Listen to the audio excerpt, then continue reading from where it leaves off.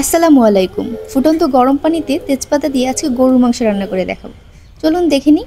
একটা কড়াইতে পরিমাণ মতো তেল দিয়ে এখন বাটা মশলা দিয়ে দেব। 2 টেবিল চামচ পেঁয়াজ বাটা দিচ্ছি, 1 চা চামচ আদা বাটা দিচ্ছি, 1 টেবিল চামচ রসুন বাটা দিচ্ছি। এরপরে এই মশলাটাকে তেলের মধ্যে একটু ভালোভাবে ভেজে নেব।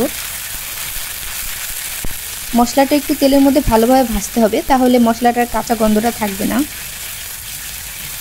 এখন এখানে গুঁড়া মশলা দিয়ে দিব। 1 চা চামচ জিরা গুঁড়া, 1.5 চা চামচ মরিচ গুঁড়া, 1.5 চা চামচ হলুদের গুঁড়া, এরপরে 1/2 চা চামচ গরম মশলার গুঁড়া দিয়ে আমি এটাকে ভালোভাবে আবার তেলের মধ্যে ভেজে নিব। এবার পরিমাণ মতো লবণ দিয়ে আরও কিছুক্ষণ এটাকে ভাজবো। গরম মশলাটা একটু কম দিয়েছি, আমি আস্তা গরম মশলা ব্যবহার করব, তার জন্য এখন গরুর মাংসটা দিয়ে দিচ্ছি। গরুর মাংসটা এখন ভালোভাবে এই মশলার মধ্যে কষাবো। এখন 2 চা চামচ টক দই দিয়ে দিচ্ছি। টক দইটা এখন দিয়ে এটাকে আরেকটু ভালোভাবে কষাবো। টক দইটা দিলে গরুর মাংসটা একটু তাড়াতাড়ি সিদ্ধ হয়। তারপর আমি এটাকে প্রেসার কুকারে দিয়ে সিদ্ধ করব। অল্প একটু পানি দিয়ে এটাকে আরও কিছুক্ষণ কষাবো। আমরা একটু গরুর মাংসটা নরম নরম খেতেই পছন্দ করি, অনেকে শক্ত খায়, সেক্ষেত্রে কড়াইতেই সিদ্ধ করে নিয়ে নেওয়া যায়।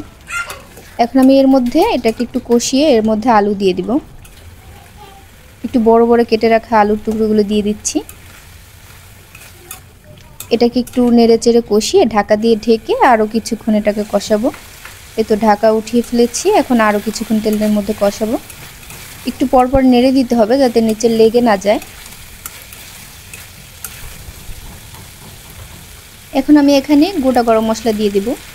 3-4 টুকরো দারচিনি, 3 টুকরো এলাচ আর একটা লবঙ্গ দিচ্ছি। লবঙ্গর ঘ্রাণটা অত একটা ভালো লাগে না আমার কাছে, তাই আমি একটাই দিই সবসময়। এরপরে আবার একটু এই মশলার সাথে এটাকে কষাবো। আমার মাংস কষানো শেষ, এটাকে আমি প্রেসার কুকারে রেখে দিয়ে ওই বাকি মশলার ভিতর আমি পানিটা ফুটতে দিব।